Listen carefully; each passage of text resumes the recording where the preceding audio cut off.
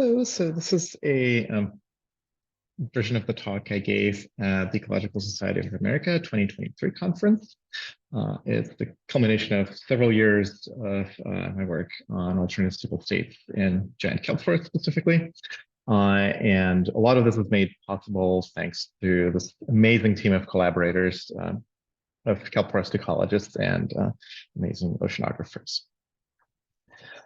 So I want to kind of start out by pointing out that I'm not a climate change researcher or climate change ecologist at all, but I think we're all kind of familiar by now with this idea that with continued climate change, there's the risk that we might cross tipping points in the Earth's system, which will trigger runaway climate change and some of those doomsday scenarios. And as ecologists, we're quite interested within our own study systems about whether there's the possibility for climate change, gradual climate change, to also trigger these kinds of runaway changes within our study systems as we cross tipping points within our ecosystems. And a lot of the reason for this concern is that we have now seen hundreds and hundreds of relatively rapid regime shifts, marked regime shifts within ecosystems that are consistent with what we might expect to see if we have tipping points. So there's lots of systems like whether it's overgrazing of grasslands, pollution of lakes, or overfishing of coral reefs, where we see dynamics consistent with and runaway changes consistent with the presence of tipping points. And if we think about how climate change could impact these kinds of ecosystems, if and when they do have tipping points, there's two kind of broad ways to think about this. One way is to say climate change is increasing environmental variability. So, okay, we're going to have more and more intensive pulse disturbances to these systems. Okay, so how does that impact a system with a tipping point? Usually, to get an intuition for this, we use this kind of ball and cup diagram, where the state of the current state of the system is the position of the ball, and the ball tends to roll into the valleys, and those are the steady states of the system. Okay, so under the first interpretation, we say that we have these more intense pulse disturbances. There's a risk that they push us past the tipping point, and then the system goes into this runaway continued change until we transition to a completely new state, an alternative stable state. I think another way of looking at it that is much more interesting is the potential for sudden and long-term gradual climate change to actually shift the tipping points in the system. Okay, so what this case looks like is we're not really thinking about pulse disturbances anymore and changing with climate change. We're thinking about a long-term press disturbances, changing environment with climate change, reshaping this stability landscape. So then that's the key cause for runaway changes within the ecosystem. Right, that our initial pristine ecosystem state is no longer stable, and then that triggers collapse. And I think that the second scenario is really interesting. First of all, because of all the tipping point models across the different ecosystems that you might be able to write down, we know that changing any parameter in those models will typically change the location of the tipping points in the state space in the system. Okay, so in other words, if climate change is entering and causing a change in any parameter in local ecosystem dynamics, probably that's going to change tipping points. The second reason why I think it's interesting is because it's actually not intuitive or obvious at all how typically a change in any given parameter is going to affect the location of the tipping points. There are some simple, one-dimensional models where you could say, where you can work this out mathematically quite easily. As you go to higher dimensions, as you start thinking about spatial dynamics, et cetera, it's actually quite difficult to say how much a change in a parameter, how much climate change will it take to cause a really big shift in the tipping points. Okay, so in terms of applied questions, there's kind of two broad ones in any system one might be thinking about. One about sensitivity, how much should we be worried that an X% change, long-term change in a parameter is going to shift tipping points? And secondly, what can we do about it? Okay, as we're thinking about mechanistic models that or mechanistically thinking about the local feedbacks and processes within ecosystems and the impacts of global climate change, we can start to ask questions like, how can we counteract the impacts of global change with local action and local interventions? Okay, so to do this, we need, of course, models that combine those feedback mechanisms and climate impacts. And importantly, they really need to be data-driven in order for us to be able to say anything concrete about a particular system. Okay, and today I want to, given this motivation, I want to focus today on a case study of how we might be able to get there within a specific system. Okay, and for today, that system is going to be giant kelp forests. Okay, as you probably know, they're kind of the canonical example of of an ecosystem that can have two very distinct community regimes. One is this kind of lush kelp forest with this giant canopy, especially if you're off the west coast of North America. And the other regime is this rocky barren expanse dominated by urchin herbivores. Okay, and so you probably know that what's a little bit more recent work in kelp forests has shown that these community regimes are very consistent with what we expect to see from alternative stable states, sort of likely examples of alternative stable states. And also we've started to work out the key feedbacks that are driving the key amplifying feedback loop that creates alternative stable states and tipping points in kelp forests. And this is the feedback that involves urchin herbivore behavior. Okay, so when you have a lush kelp forest, we have this really big kelp canopy forming, and periodically you have these leaves of kelp getting torn off and they drift down to the bottom of the reef. Okay, so these hundreds of sea urchin herbivores can just sit in their rocky crevices, they're shelters, they're sheltered from predators and storms, and just eat the food that gets delivered to them. It's really great. So you have more kelp, yes, less active grazing, and that leads to even more kelp. Okay, so in this scenario, the urchins are not directly eating the kelp plants. If you have a decline in kelp densities, though, then urchins start going hungry. They emerge out of their hiding holes, and the only thing they can really, get at is the stalks of these giant kelp plants. So they chew through the stalks very quickly, and within a matter of weeks, they can bulldoze down the kelp forest very quickly. Okay, so we have this same amplifying feedback loop that now is reinforcing an urchin barren state. The less kelp we have, the more active urchin grazing we have, then we have even less kelp. Okay, and these urchin barren states, and this is one of this fascinating quirk of biology when you start looking at real systems. In this case, urchin barrens are actually a stable state, even though you just have herbivores and no plants, because they're cold-blooded species. They can just shut down reproduction and subsist on very, very little food for decades. But critically, as soon as any kelp seedling tries to grow up, it immediately gets much down.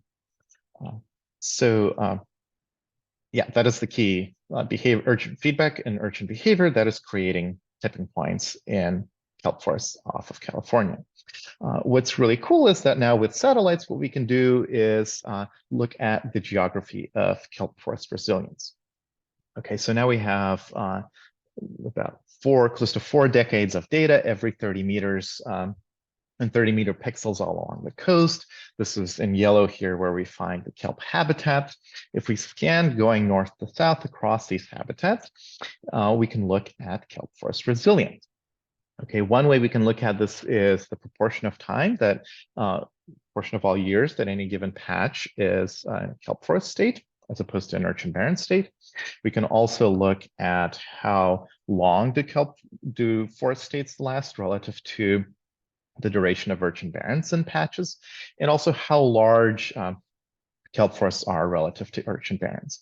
So these are 3 metrics of resilience you might use depending on the kinds of data you have in different systems. In this system, we have a very unique example. This is amazing data. And this really dynamic system, we can actually use all 3 metrics. And all 3 metrics tell us, of resilience, tell us that alternative stable states become common as we go into Southern and Baja California, which is actually a really big portion, the majority of the kelp habitat south of Canada on the west coast of North America. Okay, so alternative stable states are really, really systemic issue.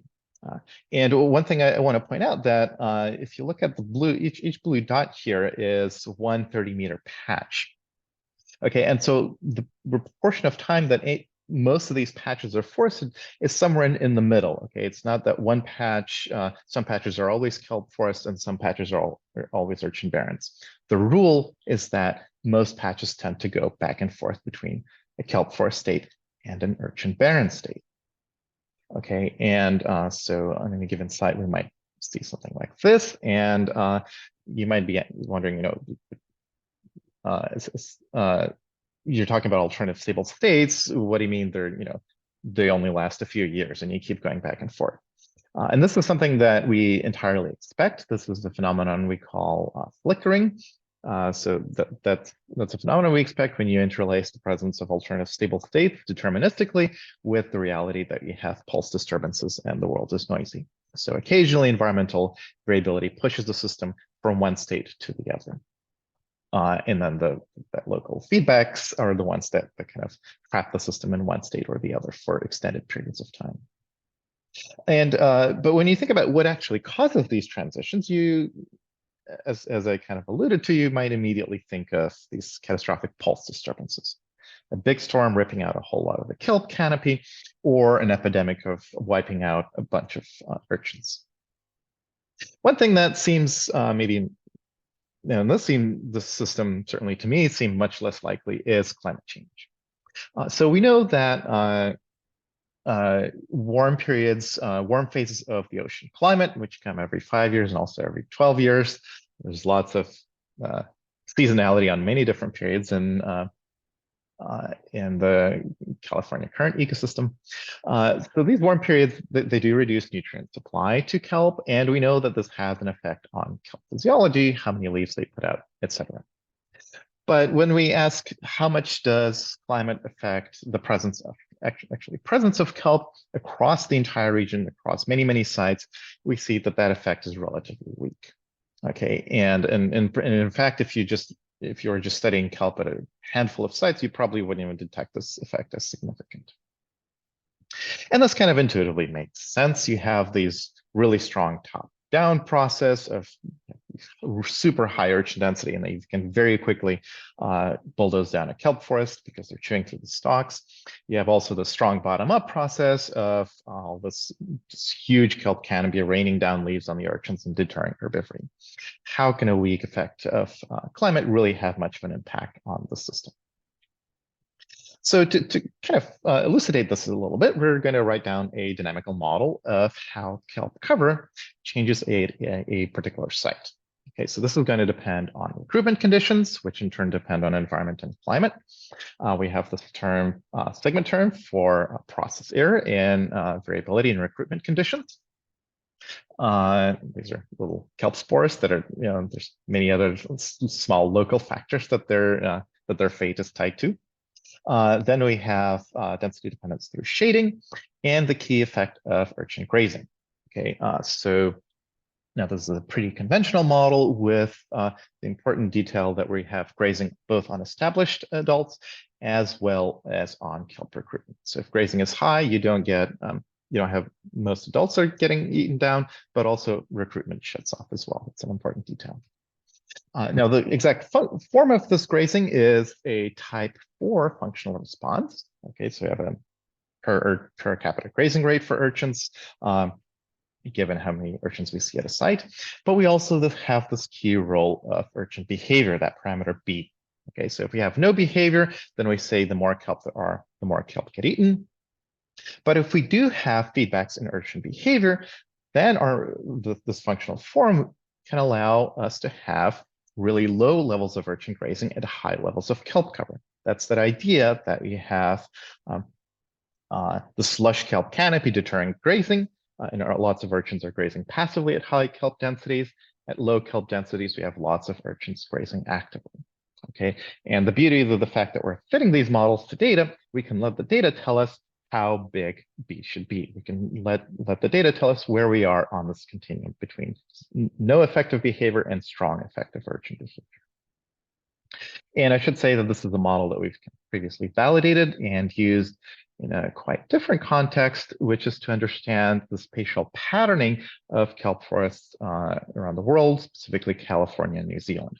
We see that if you have spatial extensions of this model and slightly different rules about how urchins make grazing decisions, you get very different pictures of how the ecosystem is patterned. But now, since for this, we're focused on the temporal dynamics and the effect of climate change over time, how on earth do we actually parameterize that effect of climate on population growth? This is not something that we have data on. We have some data tracking physiology within a year, within season dynamics, and how that depends on environment, but not population responses over time. But what we can do is let the data tell us what the effect of environment is on population growth using splines in a generalized additive model. Okay, so in this model, our predictors related to climate are going to be temperature, maximum temperature over the summer, minimum nitrate over the growing season. And nitrate is actually just a very direct, nonlinear, but one-to-one relationship with temperature. Then we're going to include the 5-year running mean of the region-wide of temperature averaged over the whole region. Okay, and what that's indicative of is how much ocean currents are bringing in nutrient-rich water from outside the system, plopping it down in our ecosystem, as well as lagged effects of temperature. Okay, so these are biological lags. It's saying if you have a good year, it might take a few years to see the effect of that environmentally good year in our population.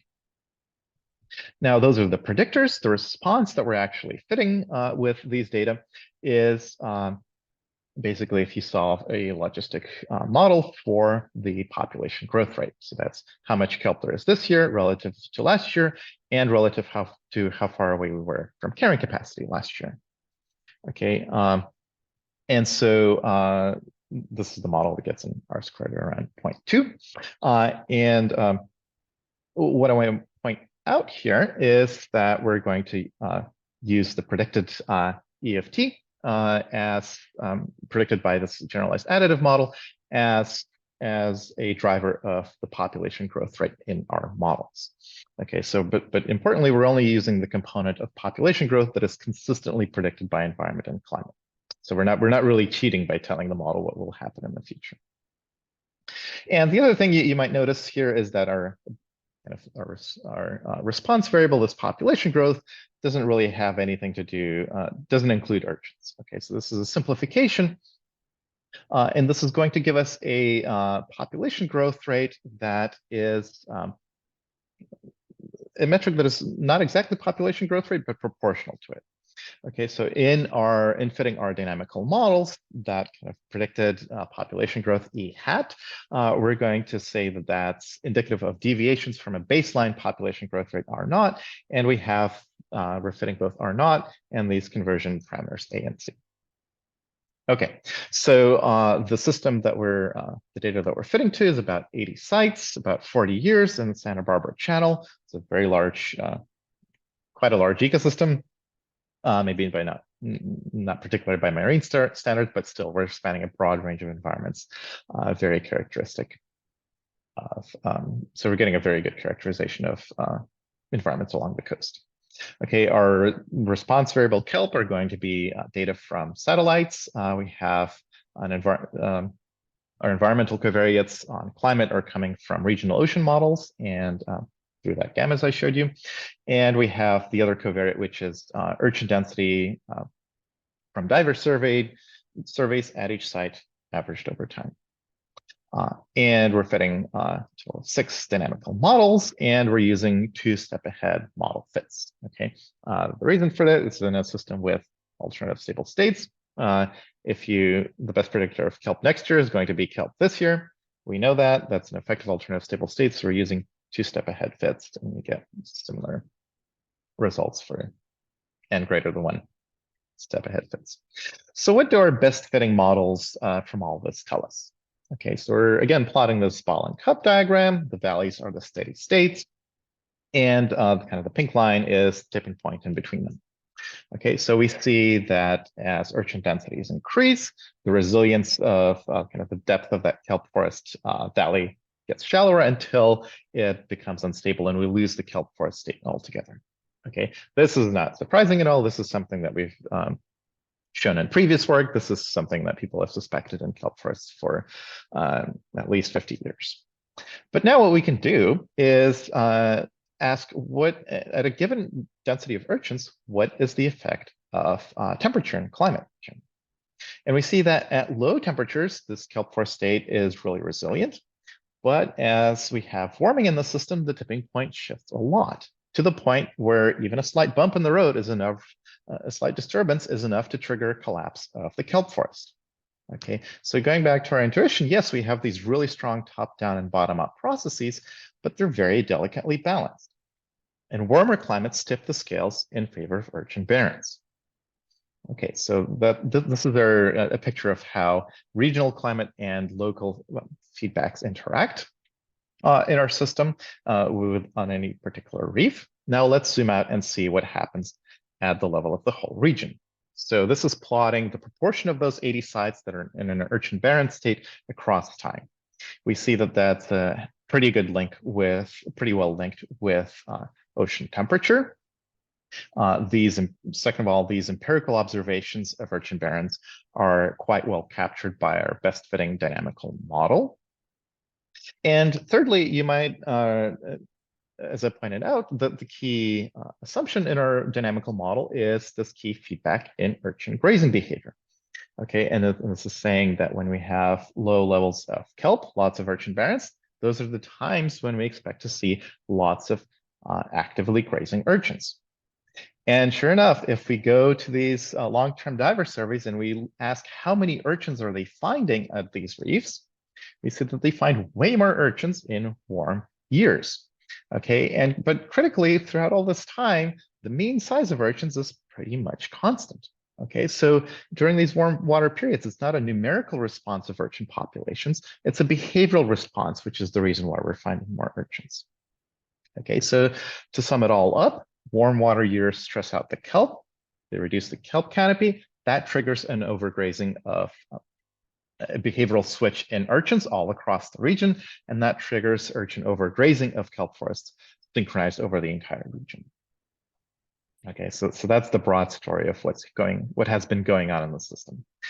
But if that's what's been going on over the past, what on earth is, and warming is quite bad. You have those years where 80% of the sites are urchin barrens. What on earth is going to happen as we have climate change projected in the system? Okay, and if things just go the way they are, the projection of our best fitting model is kind of bleak. We have frequently many reefs collapsing into urchin barrens during warm water years in the future, with the exception of that handful of reefs that have very few urchins and they can bounce back quite rapidly. Okay, so this is a little bit of a bleak picture, but one reason we're able to do this projection into future climates is because we have this mechanistic model that is based on mechanism. Okay, but the other thing that we also get from this model is a really good understanding of how this global driver of summer temperature interacts with this local driver of urchin density in determining the resilience of kelp forests. Okay, so of course, global temperatures are not something that we can have much of an effect on, at least local managers in the system, but we can certainly go in and have an impact and manipulate local features like urchin density. Okay, so now this is going to plot the resilience of the kelp forest, the volume of that attraction basin in our best fitting model.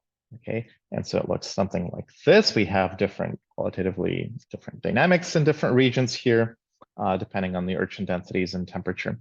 And I want to point out that the gray dots here are actual observations that we have in the system. So across projected levels of warming and many different urchin densities we have, we're pretty confident in these model projections because they're spanned by observations. Okay, now why are we talking about this? Well, the reason is that with this model, now we can chart a path to how we can maintain the same level of kelp forest resilience in future climates. Okay, what I mean by that, here we start in the blue dot, that's the current regional average urchin density across reefs and the current the historical temperatures. As we have projected levels of warming up to 2100, we expect a big decline in kelp forest resilience, but we also see that we can go back and maintain the current levels of kelp forest resilience if we reduce urchin densities by about half. Okay, and this is well within the scope of what happens when we go in and put in a marine protected area that is protecting urchin predators. Okay, so we don't just have an indication of how sensitive the system is to climate change, but we also see how local actions might be able to counteract it because we have this really data-driven mechanistic dynamical model. So putting this all together, we see that subtle impacts of climate change can trigger a collapse, really collapse ecosystems by shifting tipping points within them. This is a very, I think, interesting area to work on future, both in different systems and theoretically. In particular, within kelp forests, we see that this happens because the impacts of moderate warming become exacerbated by local ecosystem feedbacks. In this case, feedbacks involving urchin behavior.